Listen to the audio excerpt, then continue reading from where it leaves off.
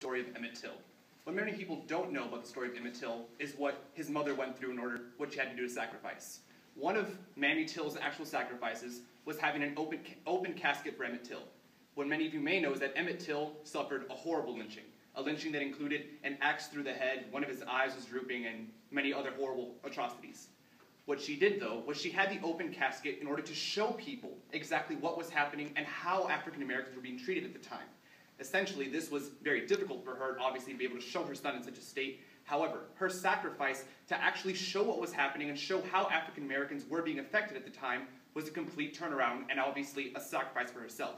Thus, this sacrifice we need to examine is in direct correlation with today's quotation by Mark Novak. Love is a willingness to sacrifice. And we can clearly interpret this quotation to mean that our passions stem from selflessness for each other. And we can see, and we must agree with this primarily for two reasons and two areas of analysis. First is that our passions are engendered through communal relations. And secondly, through sacrificing, we can love ourselves. So the first notion that we need to understand is how, through communal relationships and the passions we engender for each other selflessly, essentially allow for our sacrifices to be able to come to fruition. We can see how this is true through two examples. First, through the Chinese General Cao Cao, and secondly, through the Battle of Stalingrad. First, the General Cao Cao. During the Han Dynasty, General Cao Cao actually advocated for all his soldiers to engender a certain ambition in combat. And what Cao Cao did was he galvanized his soldiers to be able to fight overwhelming odds against the Wu army, the Wei army, and the Shu army.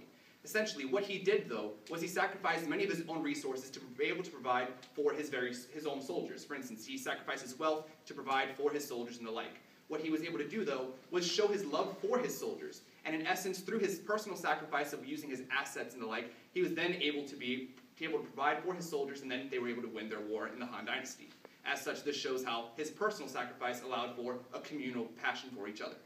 The second example we can examine is the Battle of Stalingrad. Now, the Battle of Stalingrad proves several things, one of which is Russian stereotypes. For instance, the fact that Russians might be crazy or a little delusional is absolutely true in the case of Stalingrad. In the case of Stalingrad, the Russians were being invaded by the Nazis, and the provisions were very low. And at the time, what they had to do was, because they had no food, they took paint off of walls, mud off the floor, and added water, and called it a cookie. And that's what they ate for the remainder of the battle. And what they were able to do was sustain themselves, specifically through morale for each other, and essentially trying to convince each other that they can pull through these ideas. And thus they were able to win and reinforce Stalingrad, and thus through the love for each other and emphasizing love for their country, their communal love, they were then able to overcome and win the battle, thus showing how their personal sacrifices can help for communal passions and communal love. In addition to this, we need to understand that sacrifices for ourselves can actually engender love for ourselves. And we can see how this is true through two examples. First, the novel We by Evgeny Zamyatin, and secondly, through Misery by Stephen King. So first, the novel We by Evgeny Zamyatin. In the novel We, it is a dystopian society wherein the protagonist, who is given a number as his name, D503, actually struggles because he can't experience anything subjective. So he can't experience love, depression, or any kind of subjective experience. And as such, he's confined to objective ideas and can only express rational thought. However, it's only when he abandons society's expectations of himself and he breaks conformity that he then begins to experience all of these emotions and thus then finally comes to his own personal catharsis. As such, his sacrifice, isolating himself from the society that he lived in, actually eventually accumulates to his own catharsis, and he is then able to love himself, not just what society thinks he should be loving. The second example we can examine is the novel Misery by Stephen King. Many people understand the novel Misery to be about an author who's kidnapped by a crazy lady with an axe, which it is. However, Stephen King actually wrote the novel as an ability to cope with his alcoholism and his drug abuses. For instance, the author is hobbled and stuck in a house for months while being held hostage by this crazy lady with an axe. The crazy lady with an axe is actually supposed to be his drugs and alcohol addiction, which keep him from moving in the same way that the antagonist in the novel keeps the author from moving. So in essence, his ability to be able to come forward and actually admit to his substance abuses, which he could not do for the longest time, actually led him to be able to love himself rather than just indulge in self-deprecation and write novels that are pretty depressing.